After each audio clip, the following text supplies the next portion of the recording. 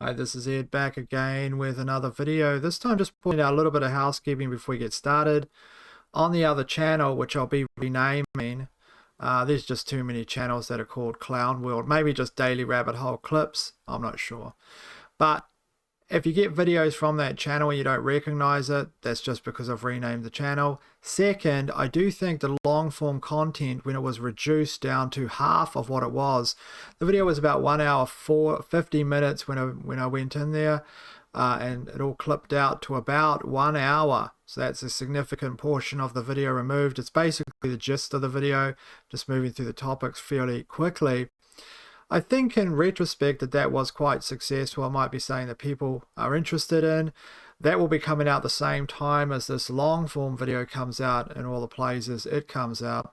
So that will be over there if you want to watch a quicker version of it.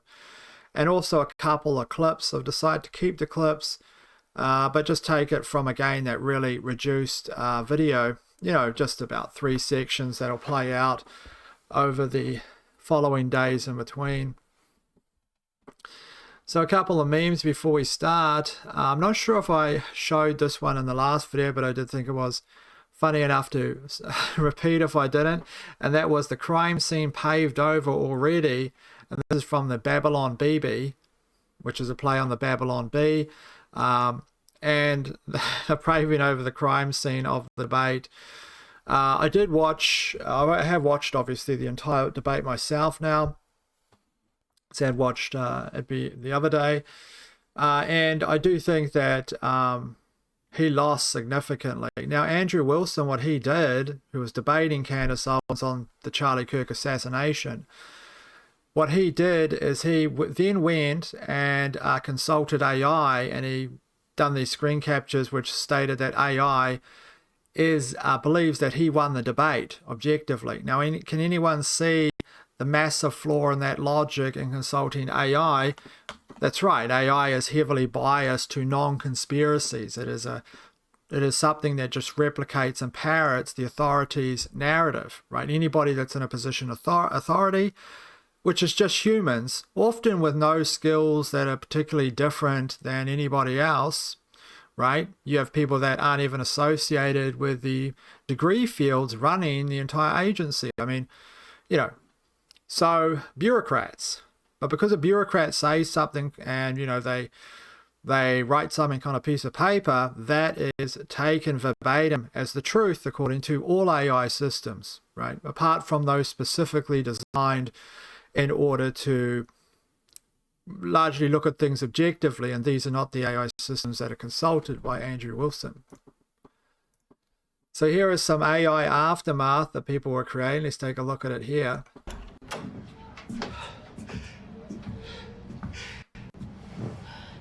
Andy, baby, no, stop. It's okay. It's okay. It was bad! It was bad! Eric is gonna kill me! Ben is gonna kill me!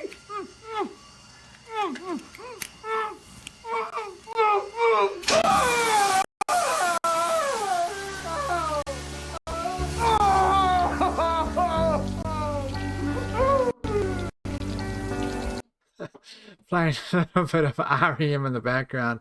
Now, the thing about this is I won't play anymore. Let's just plug the people that made it though, and that is We're Forbidden. They do some great videos actually. But what I was impressed by is just the quality now, which you can get in these tight shots. I mean, it's parody, but it's actually a servicing, right? It is servicing and acting as you. Something useful for people to get quick, funny clips out of. It's interesting how this will affect things going forward.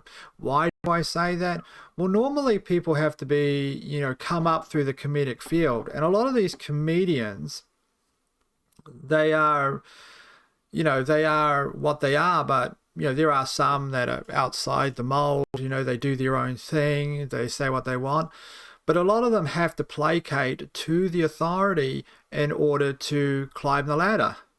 So what you're doing is you've got a whole bunch of people that are just taught and designed since children, really, to placate to authority, to become largely sycophants. That's when the authority says something like you should take the vax, they come out and defending all this stuff and, make fun of conspiracy theories as being idiots. Now, you don't have that journeyman capacity anymore, and people can just create, if they're funny, if they can think of funny things, they don't have to have anything, right? They can literally just create these funny situations. They don't have to know how to act. They don't have to know how to do anything.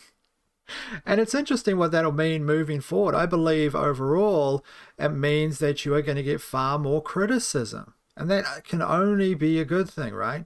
There's no barrier to criticism in any way, shape, or form.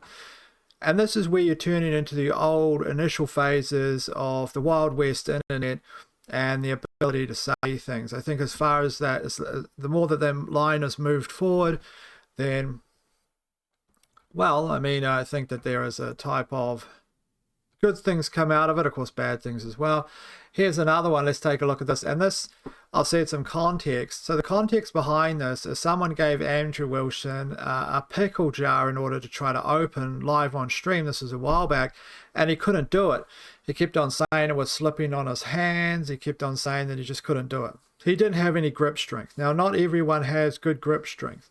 I actually have, and it's probably the only one of the only things that I actually have some ability in, and that's I have pretty good grip strength. In fact, when I went to the fire department many years when I was younger and tried out to be a fireman, the guy said, come back and like when you're older kind of thing. But he said that like on the scale, I had like 1% of grip strength was that high amongst people. So I have this. But there's a background behind that. I always used to do these wind-up things, and I always used to put a lot of time into that. I found that it was a good exercise.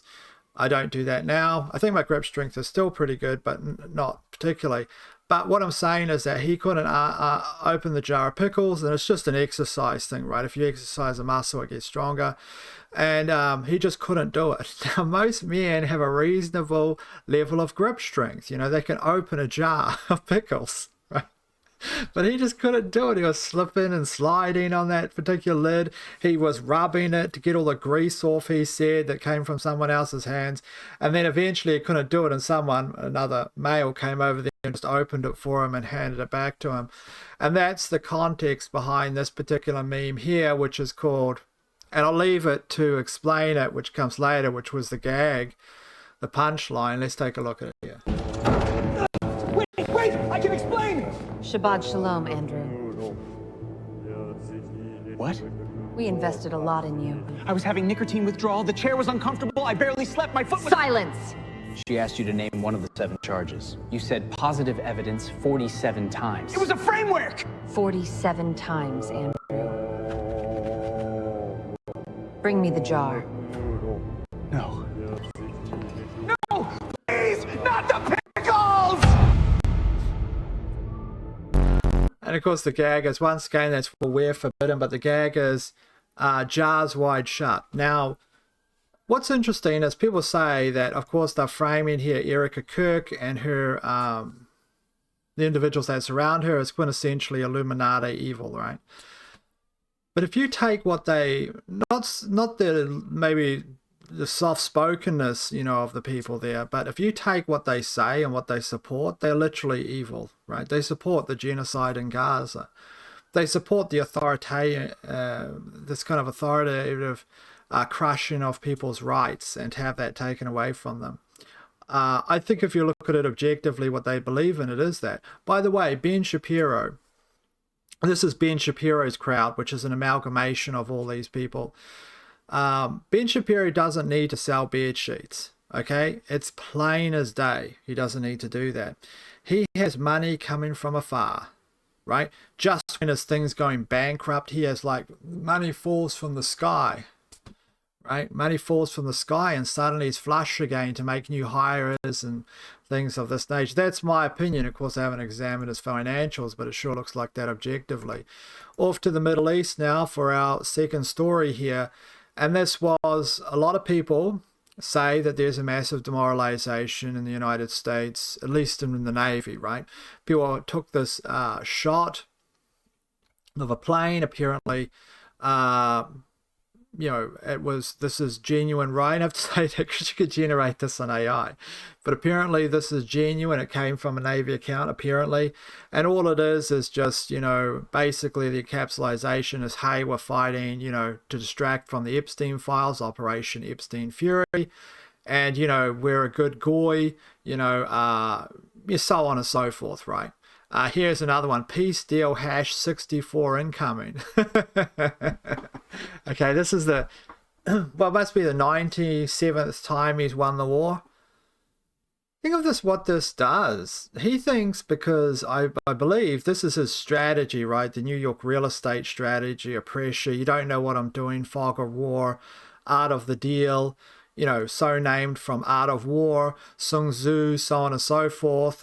He probably has read it. I don't know if he reads books, but he's aware of these things, but when it's on display, okay, there's a difference between a general, working, in shadow, and one that has video cameras around them all the time and has been interpreted by the whole entire world. You're not exactly amazing if you move your forces into the hill, if you're being followed around by cameras and we can see you from satellites, and just all of his actions are telegraphed in every way, shape or form. Not only that, they're analyzed on every scale. That's why honesty, truth, true statements that you believe are true, and they are actually a sign of strength, and they're powerful because they conjure up belief and support, right? People like leaders that tell the truth. They don't like leaders that are constantly making them afraid or uncertain or giving them anxiety or not knowing what happens next, or are working with ulterior motives underneath, right? So whatever the outcome, whatever the situation is, how you interpret it, there's definitely seems to be a morale problem.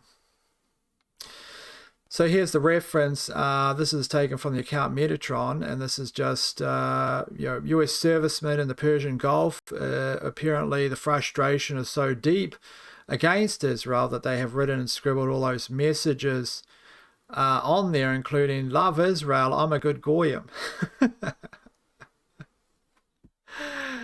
And why flock cameras? I guess they love flock cameras, right? Well, why not? Isn't that just a fantastic idea of having flock cameras everywhere? We have flock cameras in New Zealand. Flock cameras are AI combined with, I'd say the direction of it is a complete AI system that is combined with the ability to collect imagery. That is the overall goal of a flock camera.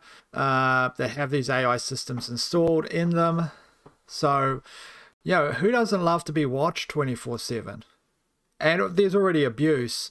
There was a police officer abused it in order to track down someone that was outside of any type of thing he was investigating. I don't know, someone's husband cheating on someone or something, but there'll be obviously abuse with it. That's why people that were talking about these new gloves that ICE is giving the police apparently over in the States, they are electrical. So when you touch someone, they electrocute them like a taser, except I guess much lower, a little bit lower, maybe, I'm not exactly sure. But that will be used on ordinary citizens. It's not just going to be about, somebody somewhere, a specific situation where that's needed. It will be obviously extended and then used everywhere, right? Everyone to get a little taste of the shock. Reminds me actually of those old Verhoeven vignettes, which were in like RoboCop and Starship Troopers. In RoboCop, they have like the car that has the electric high voltage doors or something that kind of electrocutes the bad guy. So here is the current deal being put forward by Iran, who's giving the US now an ultimatum of 3 or 4 weeks. The problems that have recently surfaced in the aircraft carriers, if they're all genuine. I had people say in the comment section that these were real. Okay. Obviously I don't know, whether it's real or an orchestrated, orchestrated, organic, or artificial. But nonetheless, if that's all legitimate, and I have no reason to doubt people that have made the arguments that this is real. I mean, the generals say it's real as well. So if it's all happening, then this has an outcome. Of course, Iran would think, well, the United States has a big, massive problem, right? There's two problems that the United States has right now. It's the strategic petroleum reserve in the United States, because the United States has been releasing oil energy, etc., in order to try to keep the price of oil low worldwide, because it's a global commodity. It has, its price set. So this is the kind of strange, paradoxical response from the Trump administration, is to release their own strategic oil reserve in order to keep the global oil price low, so that benefits inside the United States in keeping the gas prices low. Because if they explode outside that, then they explode inside the United States as well. So this is kind of like the paradoxical system, is you're burning your own reserves in order to make it cheaper. Kind of doesn't make sense, but that's what's happening. So in regarding the strategic petroleum reserves, that's one problem the United States has, which is coming up really quickly. I mean, now it's TikTok.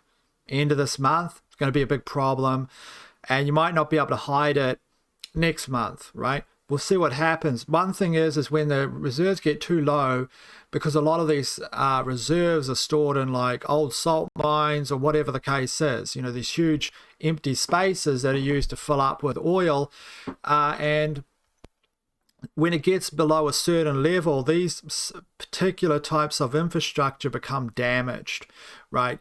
Anyway, so there is a real TikTok and pressure on the Trump administration that accelerates by the day now. This doesn't have the room it had like 3 months ago. Like, they had room, right? They don't have the room anymore. And they've depleted, apparently, their stockpiles of missiles. Now, not completely, but to a point where you want to always maintain a healthy margin there in case you do get into a serious conflict with nations that actually have, serious weaponry, such as, China or Russia or whatever the case is. Before anyone says about the Ukraine and Russia, Russia could fire a hypersonic missile right into the capital, exactly where Zelensky is, and he's dead. And there is nothing the Ukraine or anybody on planet Earth could even do about that. But why don't they do that? Why is the black market, and regarding Russia and the black market, which is controlled by oligarchs, right? Why is that selling diesel to the Ukraine? Because there's a benefit in maintaining a long-term, it's my belief, maintaining just strategic pressure over the long term. Keep the war going. This is actually an interesting strategy. Just keep it going. And look what's happened to the Ukraine. It is fatherless. Okay? It's getting to the point where there is no one that is going to be able to serve on the front lines anymore. Apparently, they're taking people off the street, ripping them off the street. What does this do? Demoralization. Okay? What you want to do is look at the superstructure that controls the Ukraine, and you want to make the people start to hate it.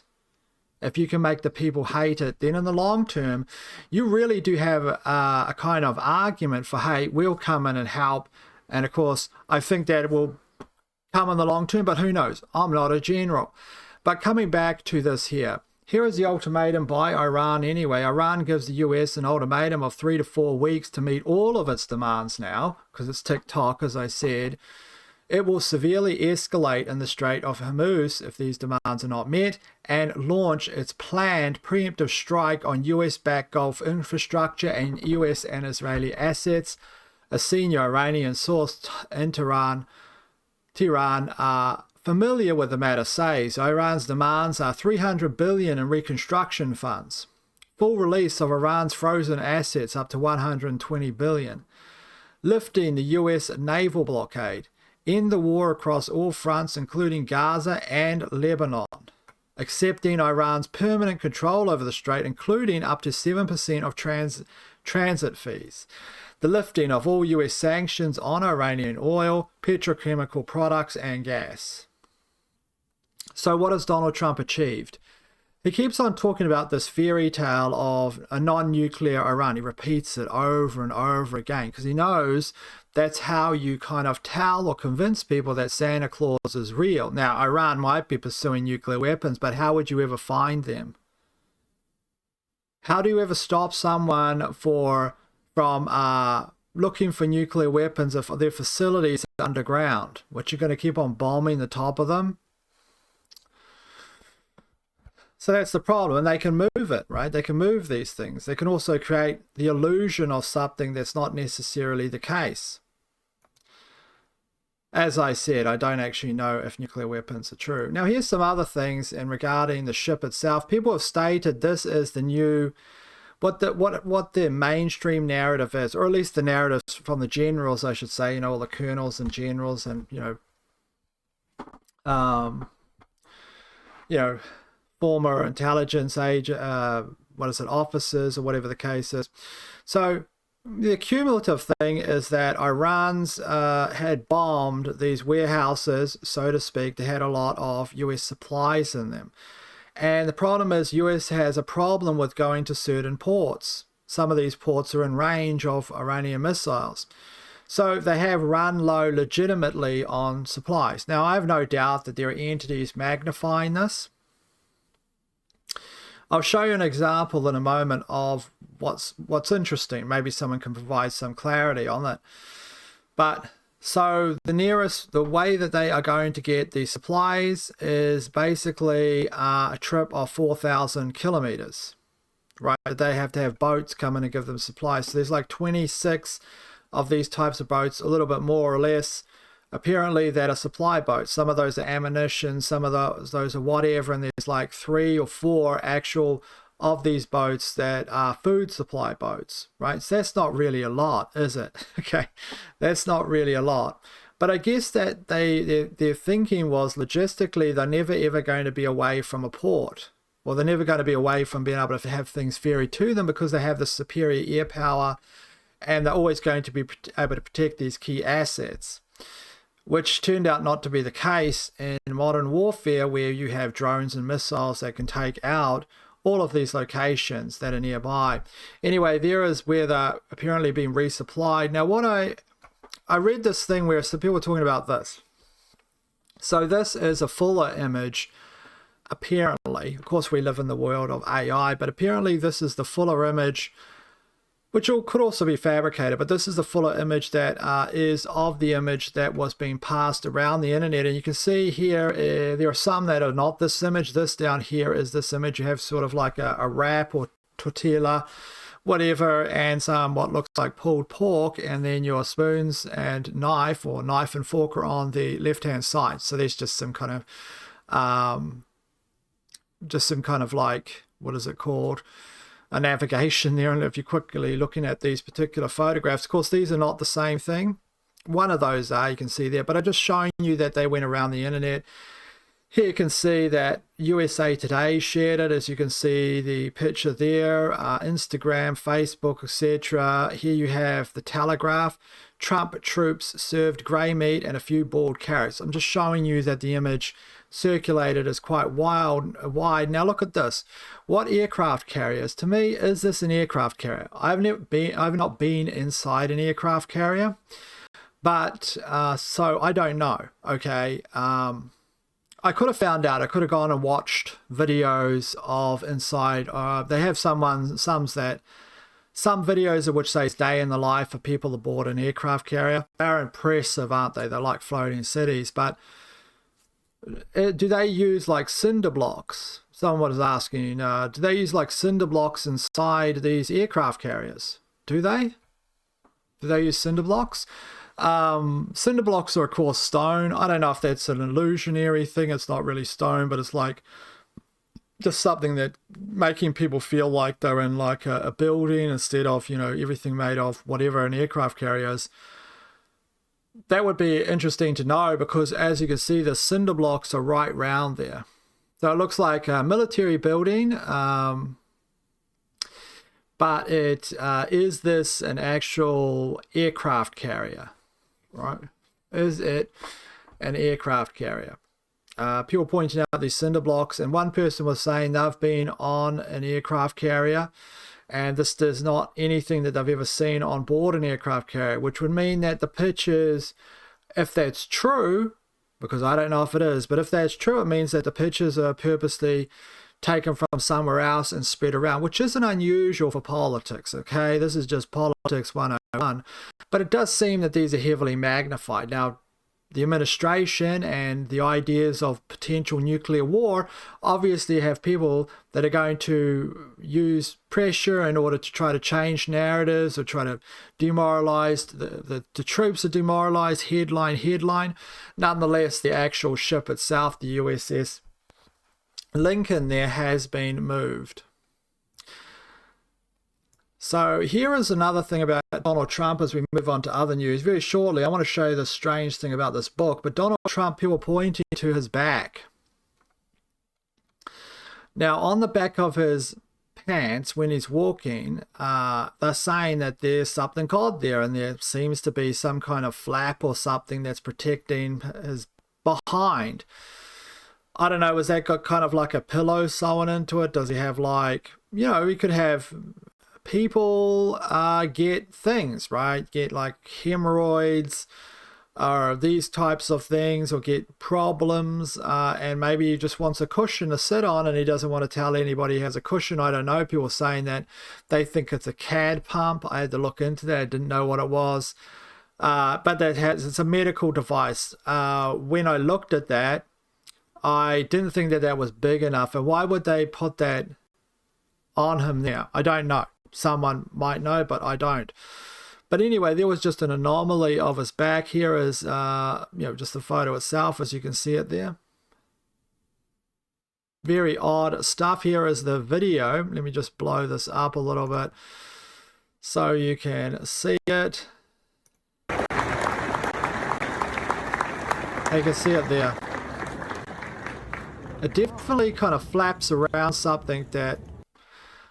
Now, I don't know, maybe that's just there because, look, Trump has a large behind, right? And this just comes from, him being older, the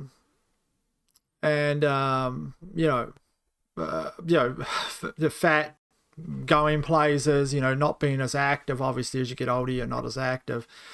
Nonetheless, not unless you're that lady that eats that, like, basically just steak and eggs. I'm still on my carnivore kick. I'm changing it up, though. I found that I inserted, I was doing this experiment, actually. I've just been eating meat, not a lot of vegetables, but I did insert bread.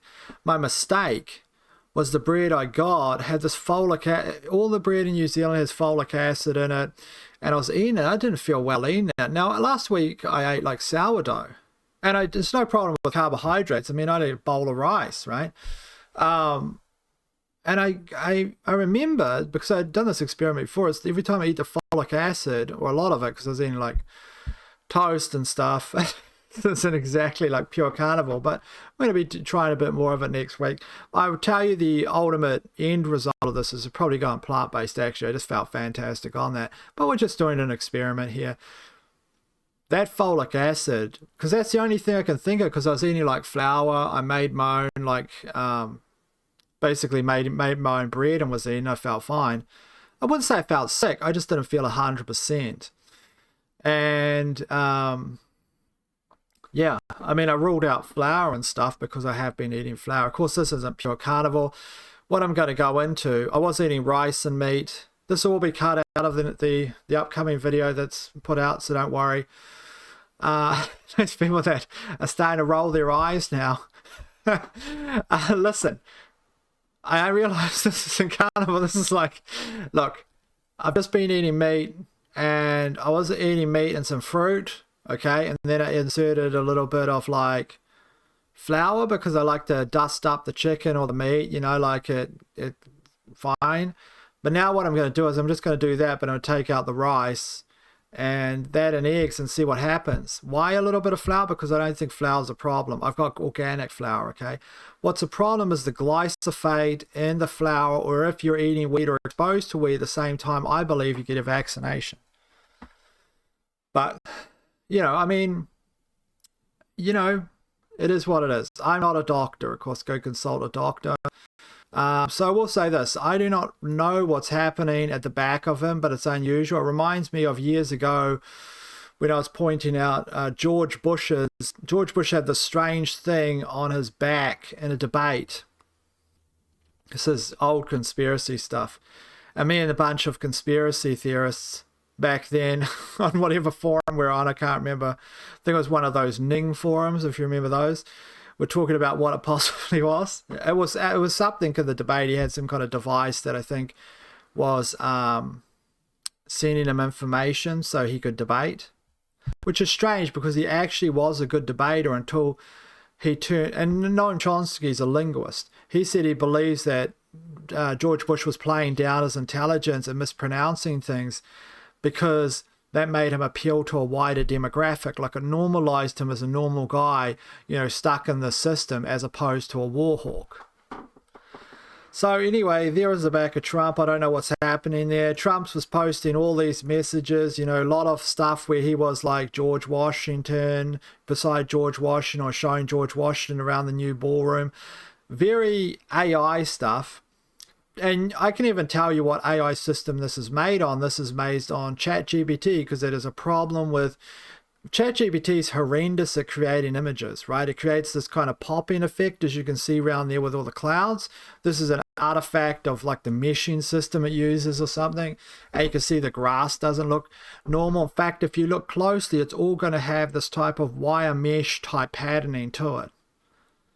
How can they expect, you know, oh, I'm $1 trillion company? No, your pictures have literally gotten worse. Year by year, they literally get worse. Okay, so that's a ChatGPT situation, though. Now, I don't have a subscription to ChatGPT. The only images I've made on that are legitimately just stuff, testing it, and also, well, what would I say about it? Well, you can make like 2 or 3 free images a day, so I test it and keep track of what it does.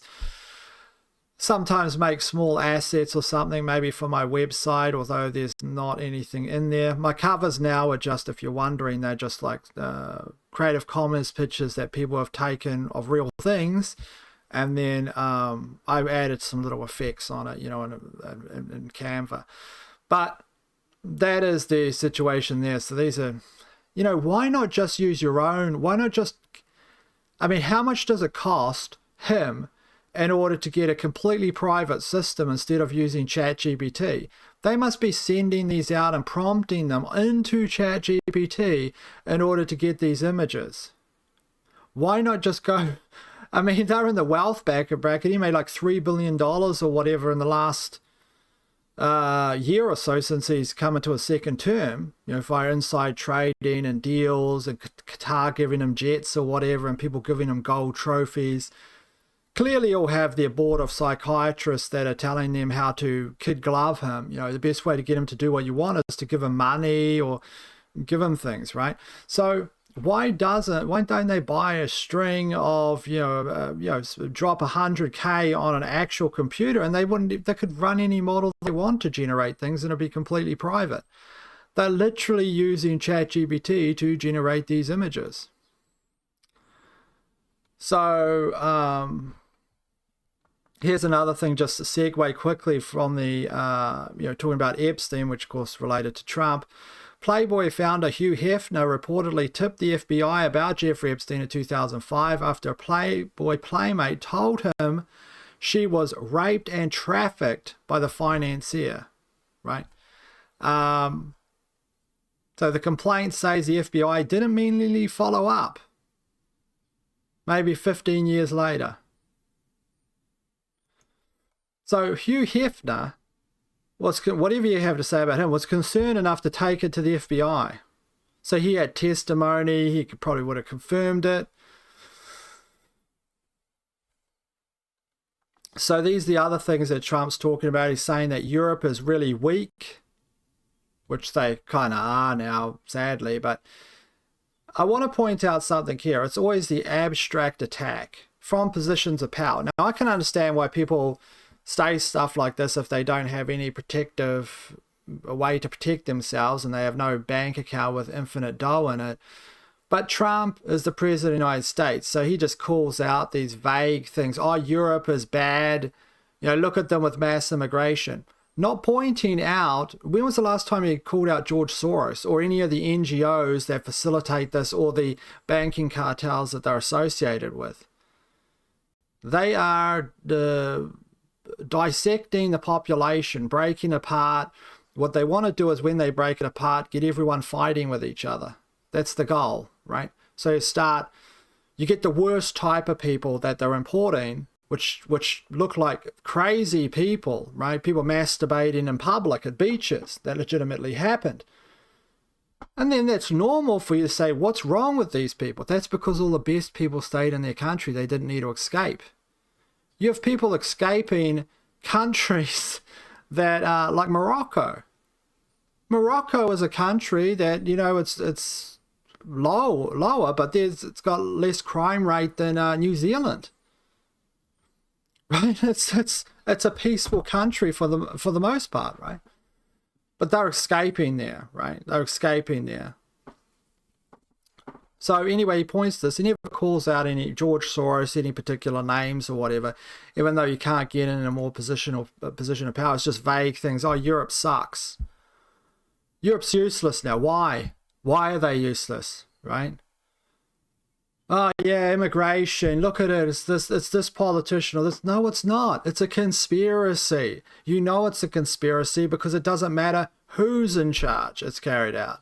It's just like the vaccine, right? It doesn't matter who's in charge, right? Everyone has the same rules in order they have to follow or take it, or same threads.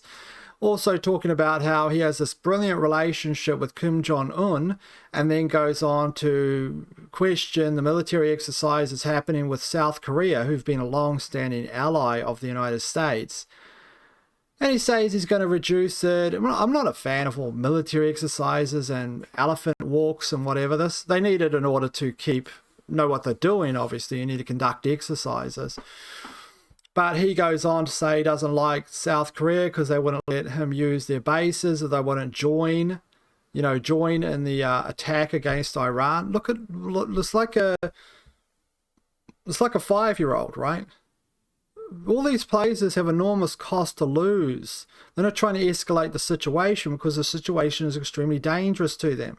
Once they lose any oil, it's over for their countries. They're gone. They don't produce anything to that extent. Asia is mostly refining. They take their oil. They still have to take it from the Middle East, largely. So he allies himself with the leader of North Korea. I pronounced it once, that's enough. I can't pronounce it again. Gain of the euro. And he also goes on to Qatar and calls them like, it's Oman.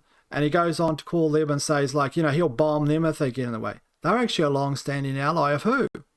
The United States. They've been since can't remember the year, but it's like World War II or something.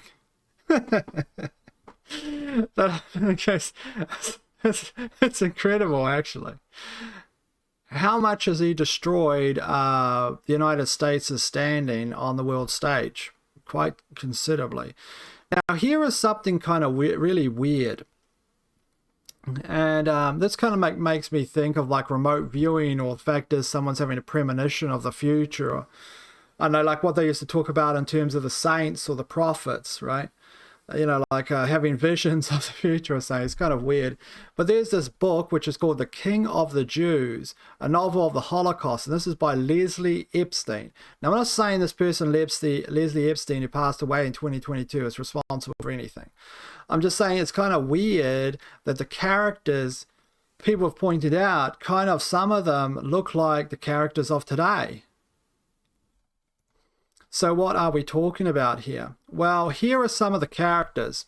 There's one character in the novel. He's called Trumpleman, i.e. Trump. The main character arrives as a doctor, becomes head of, he's a con man, he's a charismatic leader. He's a merciless dictator, creates his own authoritarian regime, issues his own currency, which Trump's done pretty much, runs factories, demands total loyalty. By turns, a con man, charismatic leader, and merciless dictator, referencing the parallel with Trump. Trump plus the Jewish suffix "L-man" is how you get Trumpelman, Trump-Elman. So it's like an amalgamation of those two things, Jewish and Donald Trump. He's self-appointed strongman who claims to be the only one who can protect his people while collaborating with the real power. So he's actually saying he's protecting his people, but he's also collaborating. The other character is Mosk, okay? The owner of 100,000 spindles, the wealthiest industrialist in town, a mill owner, first to take out a massive insurance policy. Elon Musk, the richest man, we don't have to explain it. You can see other little parallels there. So Trumpelman arrives from an outside Lithuania with no verified credentials. Trump is the outside person. Claims to be a doctor but has no diploma. Okay, he's not an expert on the war, but he's an expert on the war, should I say, instead of war. Treats people with arbitrary pills, green or right, no logic. Physically grabs people by the neck and twists their heads. Says swallow. You have to do it on the spot. Gets angry when questioned. Are you the expert? Look, I'm getting upset. Great with children, gives them candy. Scandalous with women, affairs with patients. Runs a scam insurance company, absconds with the money. Comes back like a burning bird from the ashes. Okay, so interestingly enough, the book is written by Epstein. I'm just saying, it's just a strange, it's almost like a simulation, right? Not saying there's actual hardcore connections, although there is this. Remember, Donald Trump was called the King of Israel, or the King of the Jews. What's the name of the book? The King of the Jews. It's so weird. Called the King of Israel, and so on and so forth. Crown of Jerusalem Award in 2023, i.e. the King of, basically, the Torah crown here, featuring a physical silver Torah crown. Wonderful. King of Israel, second coming. You can see actually here he's actually referenced in this Trump tweets, quote, calling him the second coming. This is where Trump is promoted, a quote by a known conspiracy theorist claiming the king of Jewish people in Israel love him like he is the king of Israel. So, of course, he loves this. He actually put a picture forward of him as him like healing Christ or something. Was it him in Christ's robes healing people? And people going, what are you doing? He's not actually a Christian, so it doesn't make any sense. Well, that's not to his failing, really, because nearly everyone that surrounds him says they're Christian, but they're not either. Nearly all the pastors of the world say that they are Christian, but they're not really either.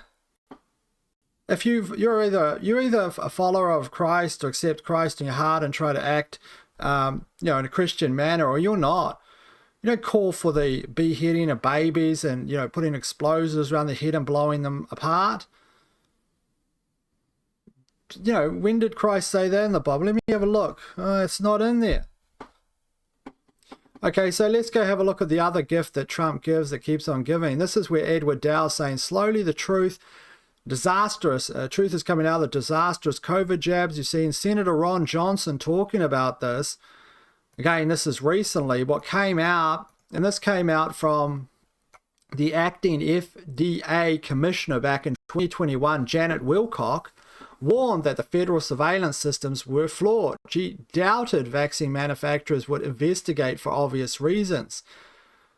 So here is what she said. Let's have a look quickly at it. It says, this is what she wrote back in 2021, which has come to light now. She said, the symptoms do not fit together into a distinctive syndrome, and most are not easily quantifiable or elevated with standard laboratory testing. Evaluated, I should say. Clearly, during mass vaccination, you'll get a lot of psychological reactions, and it's hard to sort these out.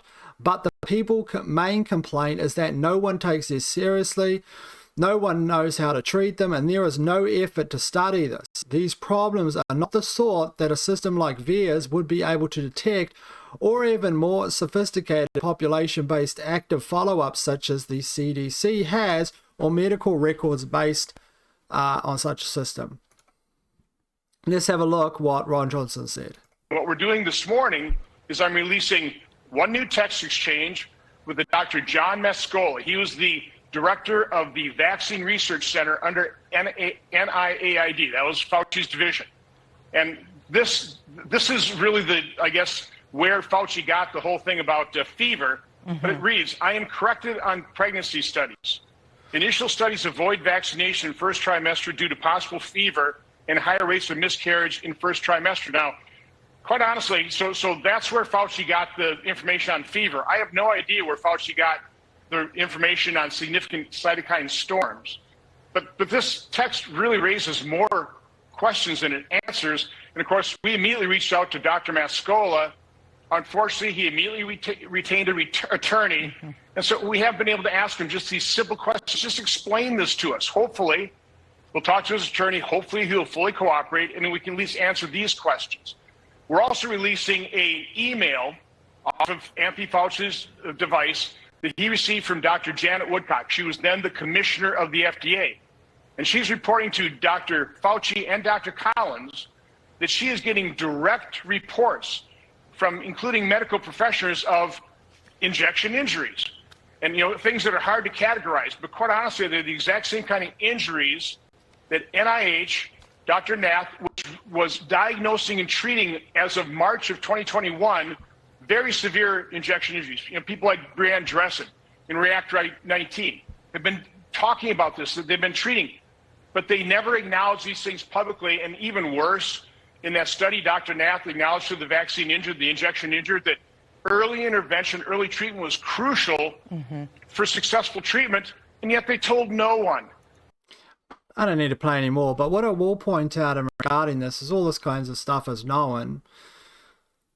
I was reporting on this, or side effects, in regarding looking at the forums back in as soon as the vaccine was rolled out, like the same day, I could see, like this kind of weird amount of posts talking about chest pains and, period problems and stuff like this.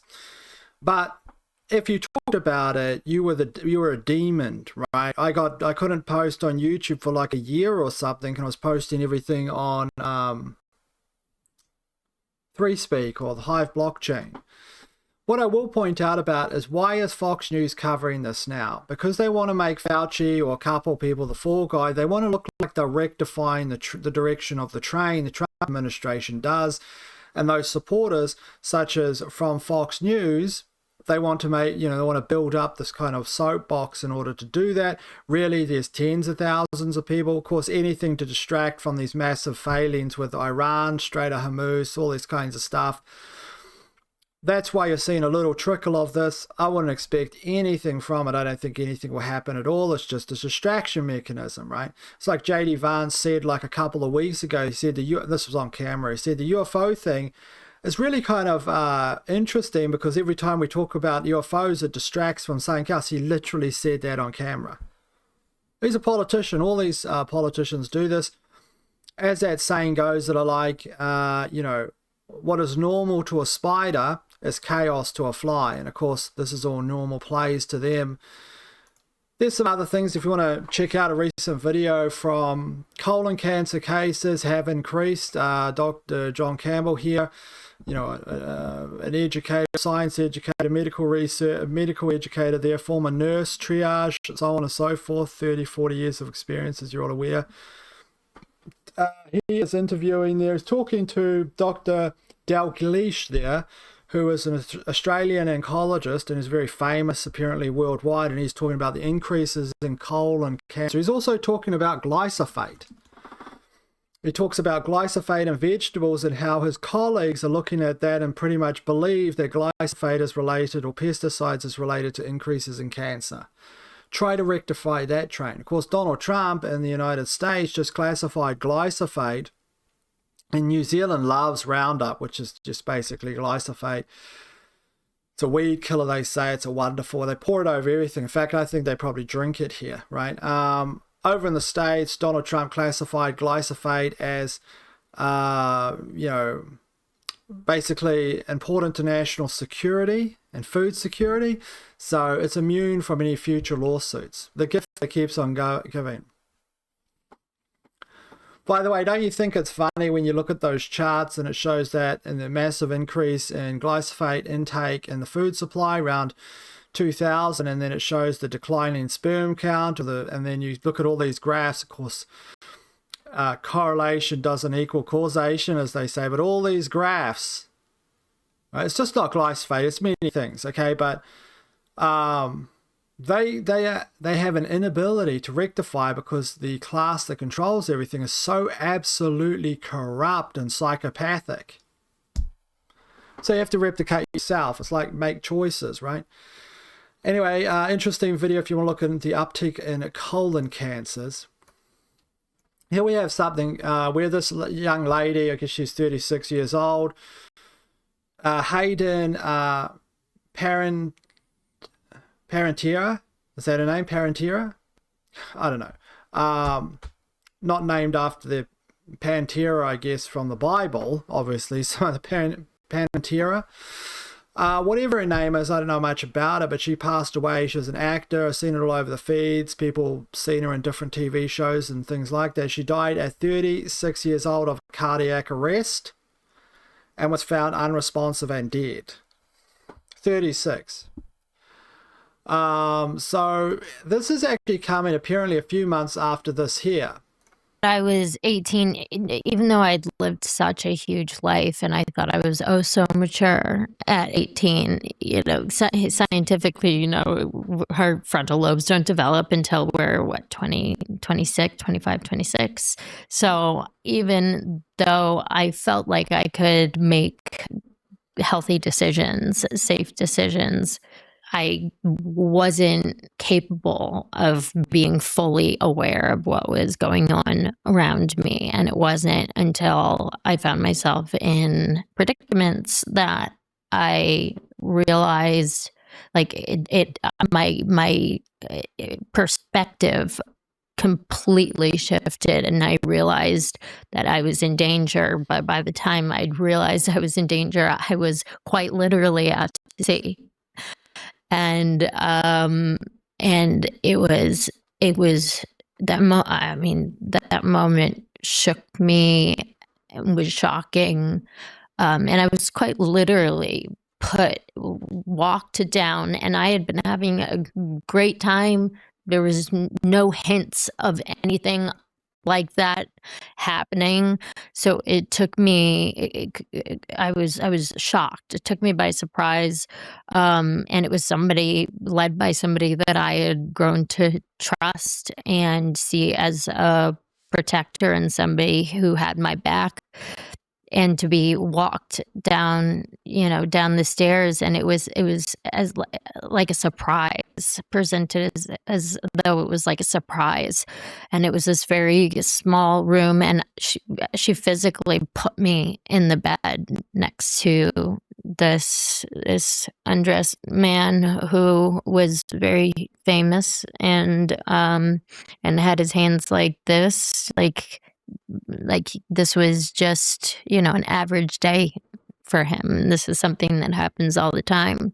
And I waited for her to leave. And I mean, that lion in me, that fire in me, that my hair stood on end, and I became ferocious. I was like, this is not happening. But I had nowhere to hide.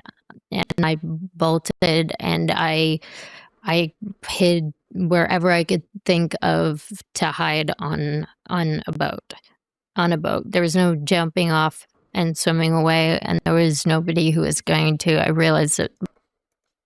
And this is why you never ever go out on a boat, man or woman, with people that you don't truly know. Once you're on a boat, you are literally trapped, right? I haven't been out like super well out so you can't see the coast, right, on a boat with family members, as most people know people that going on boats in New Zealand. We are an island nation, but I can only imagine what it's like to be there on a bigger boat and not have anywhere to go. You're not swimming back to shore, right? Not unless you are some kind of like Iron Man specialist swimmer, I don't know, Navy SEAL or something. You're not getting back to the coast. Okay, it's not happening. Well, even if you are those, you've got to overcome rips and tides and all kinds of stuff. But they would know if at least they have a dealing with it.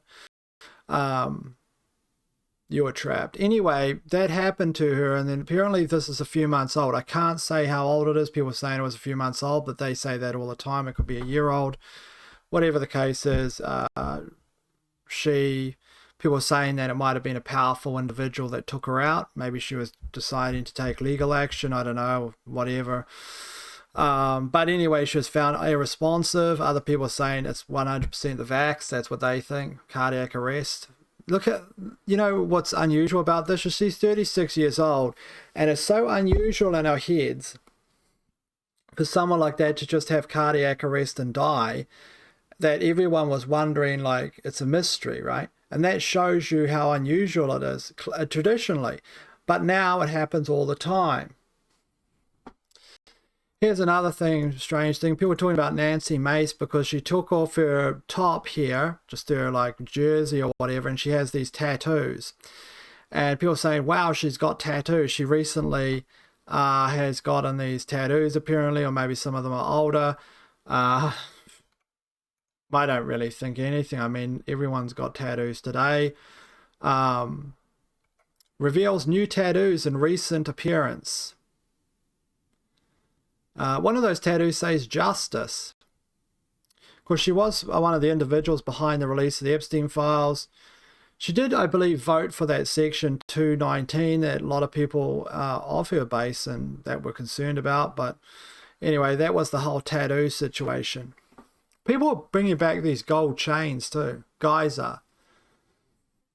I don't know what's happening to this world, honestly. Not that there's anything wrong with a gold chain. You have to be a specific type of guy to walk around with a gold chain.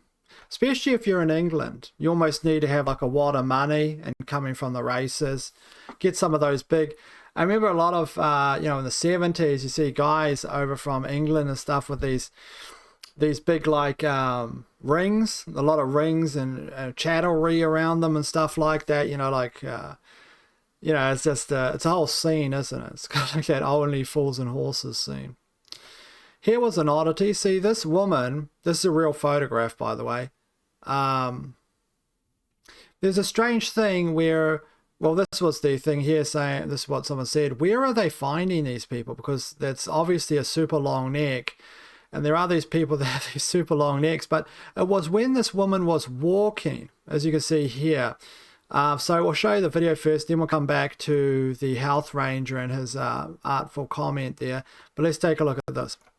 We're all ready, so... Administrator, He was saying that she walks like really weird. I mean, she's wearing high heels, but it kind of looks like she's learning how to walk, or she's drunk, or has some kind of neurological issues, which could be the case. But people pointing out that she doesn't seem to be know how to walk in heels, and they're pointing out that they think that she looks like an alien.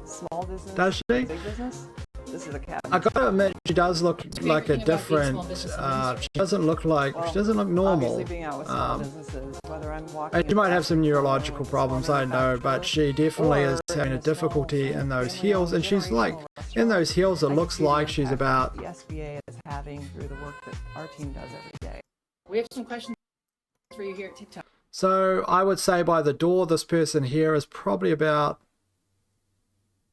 5'6". So that means she's about, like, in those heels, she's probably about 6'3". Well, actually, you could go back there because the first, usually. So I'd say she would be about 6'2" in those heels. If she's got a neurological disorder, we just use logic here, then you'd expect her to be walking in flats or something where she can control herself. So I don't think she has a neurological disorder. She's in heels, which means her walking in heels there, she's either plastered or doesn't know how to walk in heels. We're all ready, so...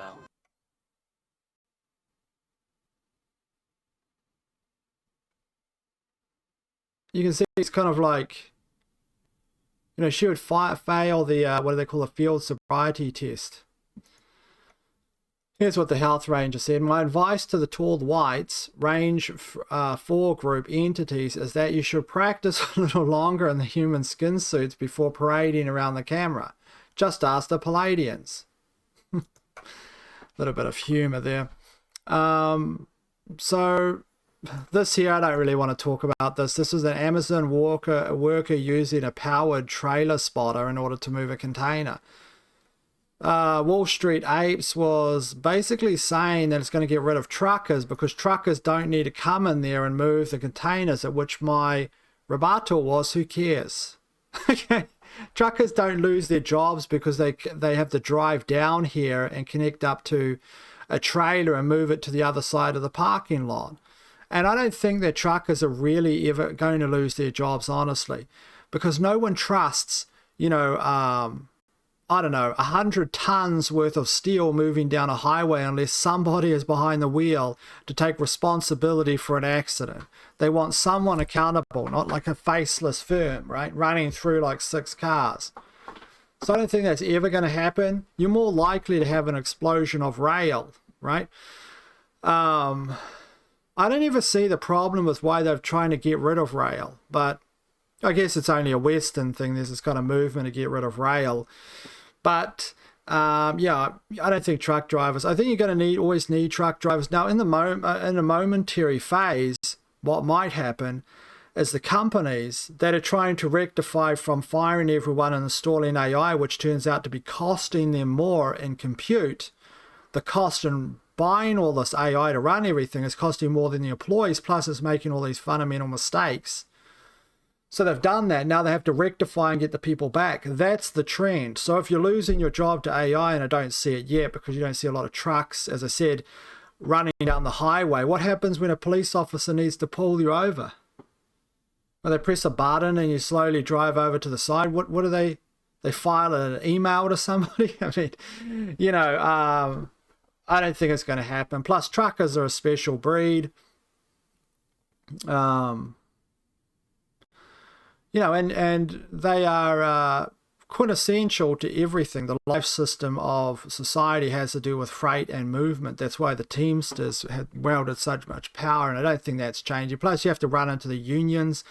Are you going to get the unions to give up? No, they're going to lobby against it the entire way, and they've got their own old, archaic lobbying systems and connected to all the politicians. It's not going to happen, I don't think.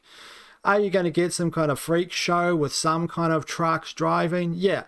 And in the long run, maybe in 50 years, will this kind of start replacing just people behind the wheel? Yeah, but I think there's always going to be a person in the cab. You know, whether they're pushing buttons, I don't know, watching reruns of Seinfeld, they'll be behind that wheel, right? So anyway, you've already got trucks that can semi-drive themselves. Have a look at Tim Pool. Tim Pool walked off the set of Jubilee. He was sitting there and he was talking to people. I don't think he's really that great a debater at all. It's just on his show.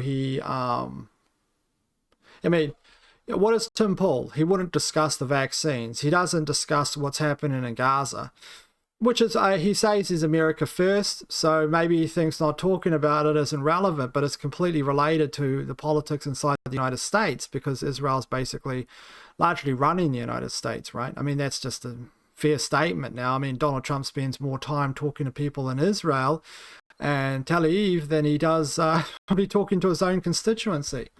What do they want? What do they want? Well, it's basically irrelevant to Donald Trump. And you can see that because of his actions. You know, he's more interested in talking to Bibi Netanyahu. But Tim Pool, who apparently met with Bibi Netanyahu, okay, to talk about something as part of, you know, I don't know, some Hasbro thing or whatever. You know, he sat down in Jubilee to talk to people, whatever. I mean, people can allow to meet with whoever they want, right? But he sits down there and talks to people in Jubilee, and what happened is he got very angry and left. I just don't think that conversation really is meaningful anymore between people. It's not really about whether you're convincing anybody of anything. It's just got to do with different camps fighting each other like WWF. There's no interest in really trying to get to the bottom of anything.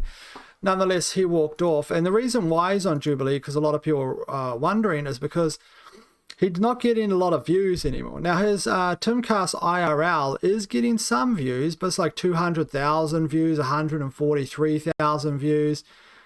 So these are particularly very good for his kind of like main channel, right? So I guess people have told him to go out and try to mix it up a little bit. Here is, I believe, this is just where he actually does like clips, right? 5 days ago, 16,000 views. 4 days ago, 83,000 views. I mean, it's a dying brand, right? No one's turning out to watch Tim Pool. And hey, this is pot calling the kettle black, because if you look at my channel, it's dead. Okay. But, you know, well, I suppose I still get 25% of my channel subscribers and views. That's not too bad. If he got 25% of his channel, I think it'd be like 1 million views. But anyway, there you have it. I mean, it's really, I mean, this one's 36,000 views from 6 days ago. I mean, that's a nothing burger, right? These are, you have to sooner or later wonder if you should show up in the morning. I mean, he's made a lot of money, obviously.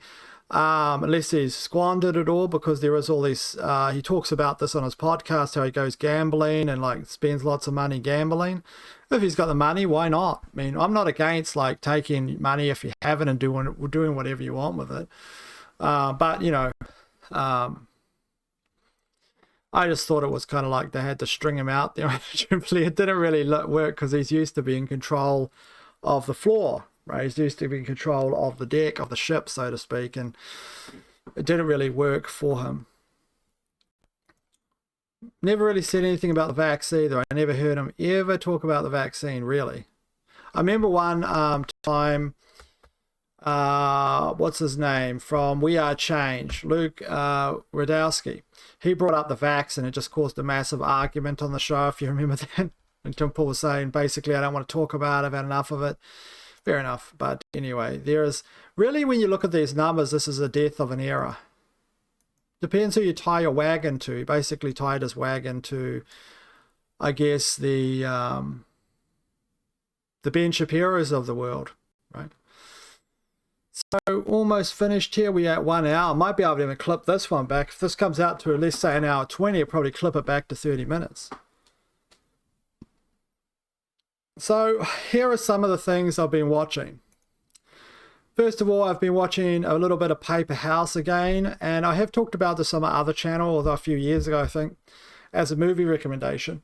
This has a very strange feel about it, so I thought I'd bring it back up for people that were looking for something to watch.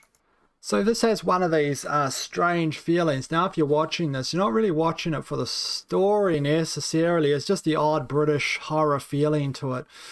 And I always thought it was interesting for that particular feeling. You'll know what I mean when you watch it. It's based upon a famous novel. Can't remember if it's French. I think it's French, obviously translated, but it might be English. I don't know. And it has to do with basically the story you're seeing here, but this is slightly changed a bit. But it has a certain tone to it. I can't explain the tone. The tone is like... it's kind of like when you wake up from a nightmare. Like when you're a kid, not as an adult. I mean, when you're an adult, it's just like, you know, another day in the park. I don't have nightmares myself. I haven't had one since I was a kid, really. Most of my dreams are just so abstract. Plus, I'm nearly always aware I'm dreaming, which is kind of annoying. But not all the time, but a lot of it these days. But Paper House has that kind of feeling as a kid when you wake up from a nightmare, and it's that kind of that feeling. It's not particularly a nice feeling, but that's the kind of like the direction of it. Plus, it has this very nice tonal thing to it. Is the story that great? Not, well, it's interesting, but it's not particularly. As an adult, I don't think you'll be entertained by it, but if you're looking for something to watch. Now, there's this other thing I was watching. I did finish The Northwater, by the way, and I did enjoy it. Great show there, not particularly very long for a mini-series, but with Colin Farrell and etc. It lived up to my expectations. I didn't think less of it.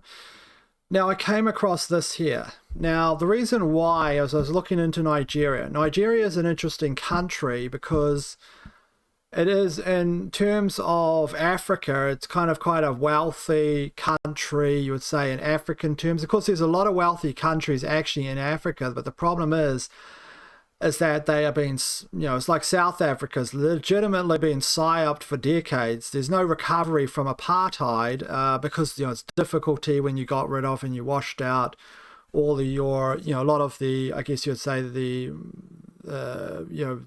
after apartheid, a lot of the people left. You would say a lot of white people left, as a matter of fact. And there was an intellectual collapse because those people were all trained up over to run certain things, power plants and stuff. So you just surgically remove that. It's not easy to replace. That's what happened with a lot of things because there was no infrastructure or catch net put in place. It was just taken away. You had this global brain drain. So South Africa is extremely wealthy. They've got like half the world's gold supply sits under Johannesburg, and you're never going to get to recover. See, the problem with removing people from a power plant, that's one thing.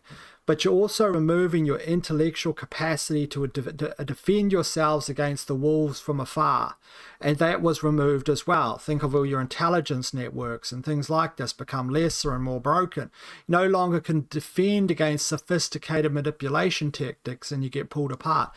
Now, Nigeria has a lot of oil and gas, and they're kind of wealthy as well. And I became interested in Nigeria because because of numerous different things. Actually, I won't get into those here, but I became interested in Nigeria, let's say, and I ended up at this place, which was Global Crown TV, because they have something which is the equivalent of Hollywood, but it's called Nollywood. Now they have, Nigeria's got elements of it that are very poor, but a lot, they've got also big buildings and hotels and, they're very wealthy. And then I came across this here. See, Nollywood, or this is called Global Crown TV, and they said that. I went over to the channel because I heard about this, and I was looking through the videos, and the videos have millions of views. It's hard to see here, but they certainly... I think this one's a bit bigger. Here we are, 1.8 million, 2 million, 1 million, like millions of views basically. The only ones that have a few thousand are the ones where there's just small clips. But nearly all of the stuff on here are movies that these people have made together. Now, why is this interesting? Well, I watched one. Well, I'm halfway through. I'm a bit further than you can see the bar there because I'm watching under a different channel, a different account. But about halfway, I'd say. Now, I thought, because I have seen some movies in the past and they're particularly bad, but when I was watching these, don't get me wrong, I mean, when I was watching these, look, I'm not talking about, I'm not talking about tier 1 Nigerian movies with real crews and stuff like that, right? I'm not talking about this. I'm talking about this channel, which is making their own movies, right? But now, I was watching this, I thought this is going to be bad, right? If people are making full-on movies every couple of months, they're not going to be particularly good. I was thinking ChatGPT, whatever the case is, but I watched it. No, there is no language model that has written this movie. I can tell you that right now, and I know that because a lot of it is completely illogical. There's nothing in there that seems like a normal person would think of. Okay, and then they'll go from one scene and then they'll cut to another, and it's completely seems unrelated. But I will say this: something very unusual is happening here. When you watch these, it's at a level where it seems like you're watching a dream, because it's so, and you kind of can watch it what do they call it, ASMR or whatever it is, because there's nothing in it that is there's these little things that are interesting. But it's because it's appealing just to basic, will the bad guy get taken out? Oh, he's in love, will he get the girl? And this is all just said it straight at the beginning. And it's very odd in terms of a storyteller like myself to look at this and think, I can actually, when I'm watching this, I can watch it and I realize it's not particularly well done, but I actually can watch it and I can somewhat, if I was sitting there doing some editing, I don't know, or playing Scrabble or something. I could have it in the background and you don't have to pay attention to it. It's like when you walk out the room, you don't care what happened when you came back because it's irrelevant anyway. It's a strange thing I never experienced in TV before. So I was watching The Act of Love, which is crazy. These two people play love interest continuously across these, as far as I could tell. And this one, Driven by Love. 11 million views 4 months ago. This is some Hallmark stuff. It's not Hallmark, but this is some stuff that you could throw up on Tubi and you could probably get like a little bit of a run going. Now, the dialogue. Man, the dialogue is pretty bad. The plot is pretty much non-existent. And the filming, I think it's around a hotel or something constantly. They've rented out a room, which makes sense. It works. But anyway, there is Global Ground TV. So I was watching some of those. Will I get the entire way through? I don't know. But I'll tell you one thing, I was watching Godzilla 1973. That wasn't too bad, actually. I'll give another example. Like Godzilla 1960, or something like that. It wasn't Godzilla versus Kong, which I talked about the other day. But I got the whole bunch of Godzillas, and I would find this more interesting than some of those Godzillas, actually. Maybe because a lot of them are not dubbed, which I have a problem with. Now, these people speak in English, but it's that kind of Nigerian kind of English where it's very fast and I can't quite understand it. But people say the same thing when they listen to people from, speaking with a Yorkshire accent or a Cockney accent. I can't understand them, but because I've been around British TV my entire life, I can understand exactly what they're saying. But a lot of people just can't understand it. I can understand it, but with this, it's fast, but I need the subtitles on. I don't know. I thought it was interesting. So it is so over the top ridiculous. It's kind of like, I don't know what it is. It's like a new form of entertainment, really. I'll probably end up watching more of them. Now, there's another channel. I think there's a channel where, another channel out of Africa, actually. I think it's Nigerian or something, but it's almost unwatchable. Not Nigerian. This is Nigerian. The other one is Liberia. Something like that, or some kind, and it's unwatchable. It doesn't even make any sense, right? The camera, they don't. But this one makes sense, like it's not particularly good. Again, I'm not talking about top tier Nigerian foreign films or whatever, although I haven't seen many of those. I might check one out. I'm just talking about these people that are making their films, and good on them, going out there and doing it, and they're successful. I mean, 9-10 million views, 6 million views, that's hyper successful, right? For an idea of, that's a lot of money, right? It's a lot of money. I mean, that might be around, my guess was something like this. It must be at least $5,000 per million views. So that's like $50,000 for that, maybe more. That's from like 2015 levels. I haven't known what the actual rate is now because I don't have anything that's monetized. You see ads on my stuff, it's not me putting ads there. I also want to move more towards Rumble and less towards YouTube. But, yeah. So there it is there. Driven by Love, 2016 latest Nigerian movie.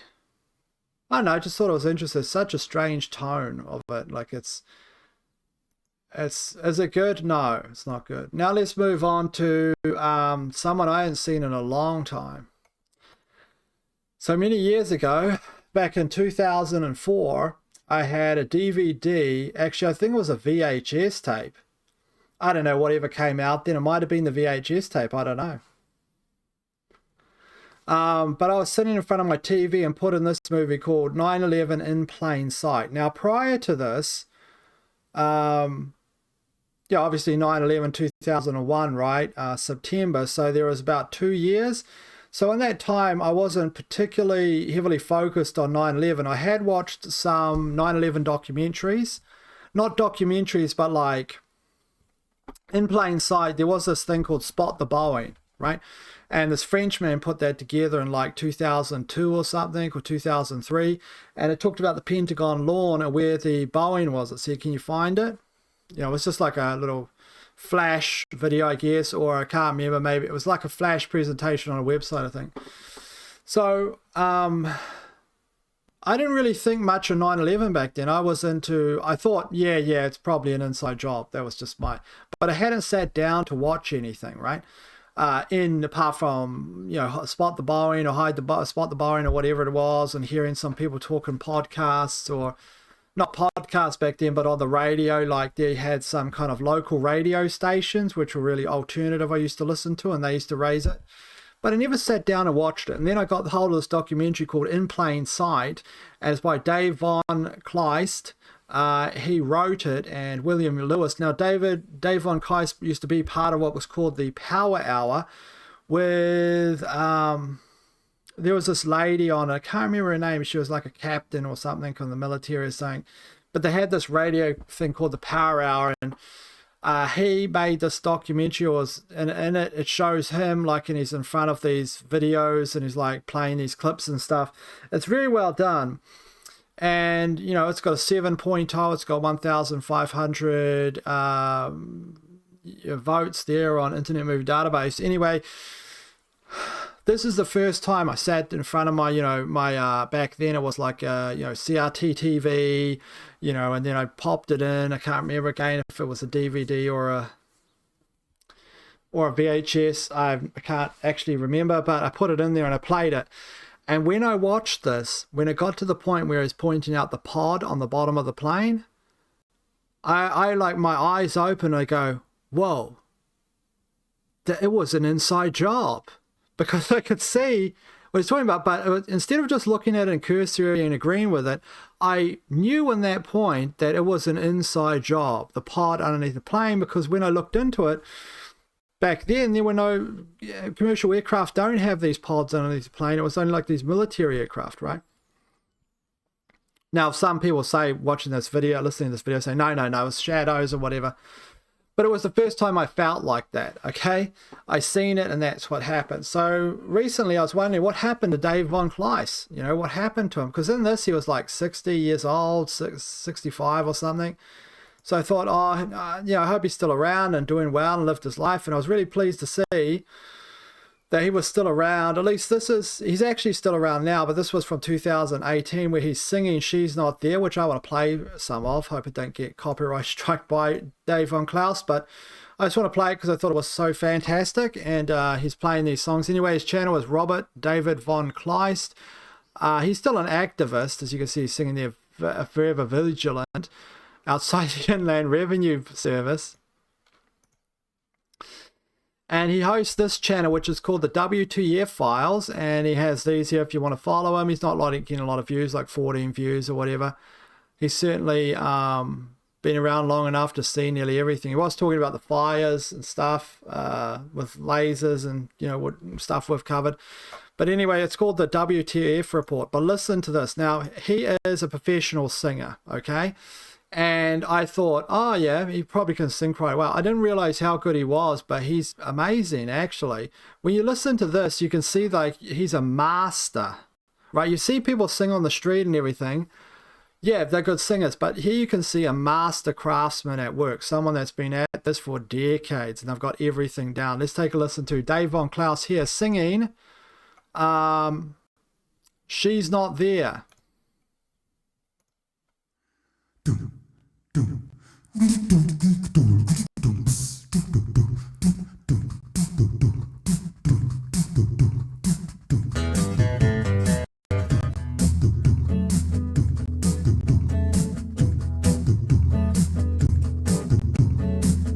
No one told me about her, the way she lied. Well, no one told me about cried. Well, it's too late to say you're sorry. How would I know? Why should I care? Please don't bother trying to find her. She's not there. Let me tell you about the way she looks, the way she acts, and the color of her hair. Her voice is soft and cool, her eyes are clear and bright, but she's not there.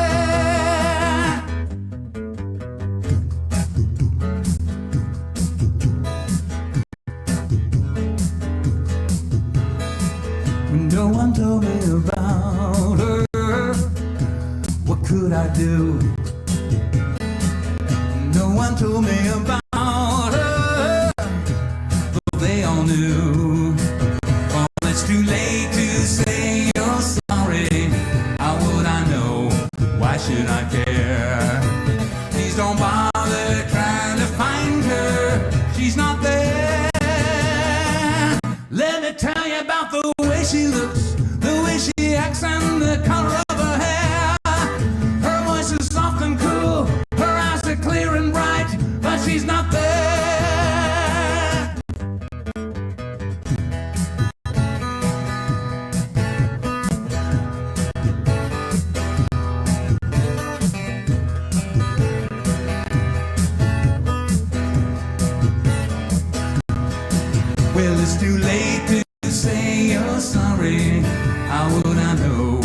why should I care?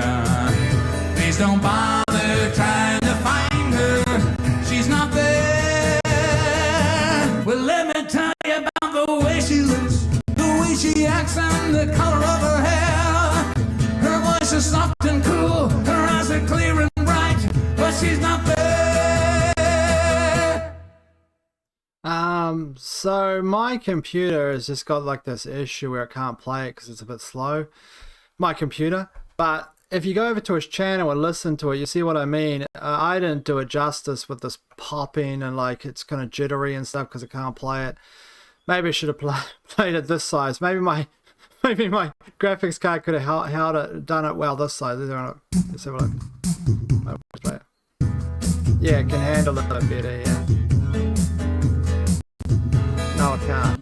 No one told me about. I don't know, there's a pop-in or whatever. It could be a software compression. I don't know what it is. I mean, it's like the Millennium Falcon here. This computer's like literally held together by duct tape. It's got like things that are held together by duct tape. It's the HDMI cord. If I move it too much, the screen goes off. The motherboard's partly fried.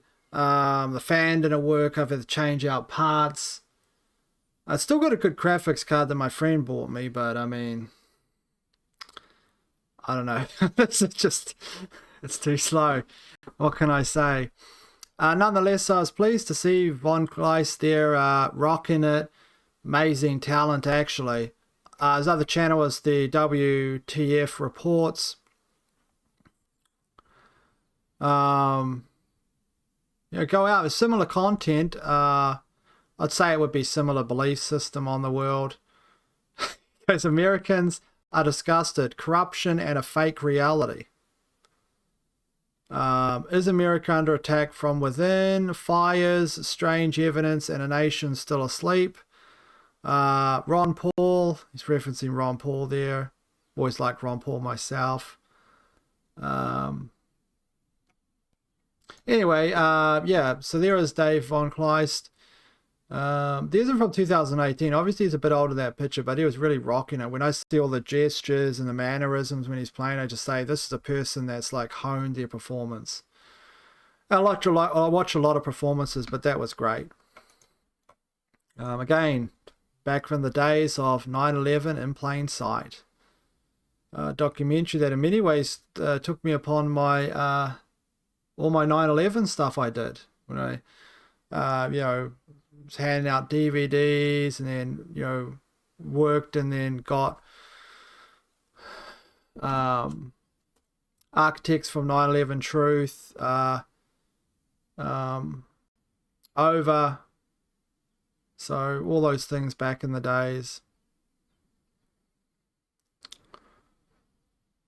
Yeah, it was a long time. I mean, time moves fast, right?